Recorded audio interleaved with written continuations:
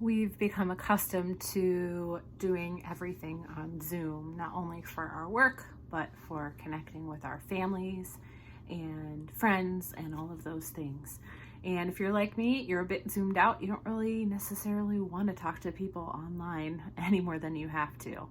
However, since we're not in former times, we have to figure out how to adapt and change and be able to network with potential clients online. One of the great things about being online to connect and network with people is that you can choose who you interact with and who you don't. If you're like me, a lot of times when you're in a networking situation where you're in a place where you might be talking to potential clients, there's also a lot of people that aren't your potential clients. And sometimes you can find yourself talking for an hour with someone only to find out they were the vendor from, five stations down, or that they're your potential client's uncles, sisters, brothers, friend, or whatever. It feels like a lot of wasted time. Now, when you're online, you don't have that barrier. You talk to who you want, and you can pretty quickly figure out if they're the type of people that you want to interact with or they're not. So here are a few practical tips on how you can start to interact with them online. The first is to just start following people online. Follow first your clients and start interacting with them, commenting on their things, liking the posts that they have, offering advice where they ask for it, and truly being a learner first and a teacher second.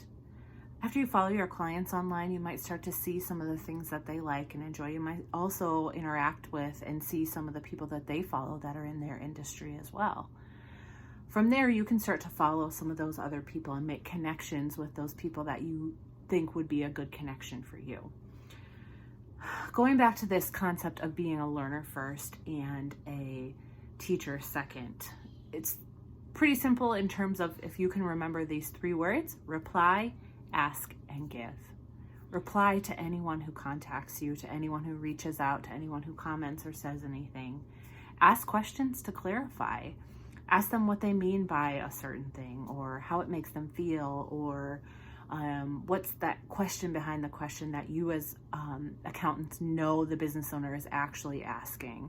So a lot of times they'll ask a question and you know what they actually need, and they don't quite know that yet. So if you can start to answer at a deeper level, they'll be more likely to engage and trust with the things that you're saying. And giving. So we have reply, and we have ask, and we have give. So when you're looking at doing online networking, you can join some online groups and you can share all of the knowledge that you have. A key point here is to not share it unless you're asked for it. So don't just go sharing unsolicited advice everywhere. That'll make you seem a little bit like a know-it-all or one of those things. But if someone asks a question and they genuinely want the answer and you know the answer, you can offer that to them. A helpful way to do that is to say they asked a question about cash flow and you happen to have written a blog on it that you think would be really helpful. You can send them a message, or you can even comment on the post and say, hey, I've written a blog about this. Would you like it? If they want it, they will say yes. If they don't want it, they probably won't reply to you. That's a really simple way to connect with someone and to offer something to them without expecting anything in return. You're just there to share, you're there to give, you're there to learn about what they need and how you can help them. One of the biggest things that is important in online networking is to be on video. A lot of accountants don't like to be on Zoom and they don't like their faces to be seen. And let me just give you a couple little facts here that will maybe encourage you in the way of video. So 38% of communication is through tone of voice. 55% of the communication is through body language. If you aren't on a video, if you're just sending an email or things like that, or where someone can't hear your voice or they can't see your face, you're sitting at about 7% of the potential communication that you could have. With video, of course, you're not going to be at 100%. You can't see all of the body language, but you'll come a lot closer. And being on video is what helps build trust more quickly.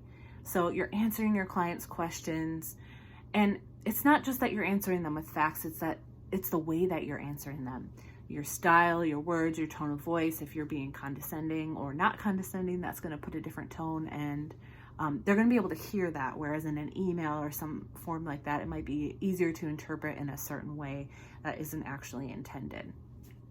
So how do you use video?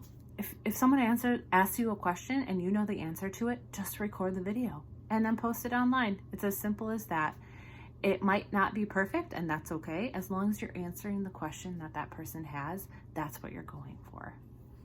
So another real benefit to networking online is that it's going to save you time and money. We talked about before, you don't have to spend an hour talking to someone at a networking event that you know is not going to be a good client because you just can't back away, and you can't. We've all been in that awkward situation where you feel like, yeah, this is not a good client, but I don't know how to end this. When you're online, all you have to do is click unfollow or not respond, or say, hey, I don't think we're going to be a good fit. Here's a different resource that you can have. It becomes actually really simple and really easy. So part of networking online also is that pre-qualifying process. That first comes through your brand and your website, making sure that it is communicating who you are, who your clients are, what your values are, and what are the things that you can do to help solve their problems. You can put frequently asked questions on your page that'll also help you pre-qualify.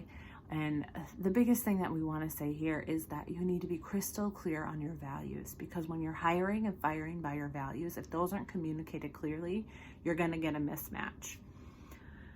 So part of this being online and pre-qualifying is when you answer all those questions and you're filming video content and you have frequently asked question pages, people are going to naturally weed themselves out. That's not something you can do in person.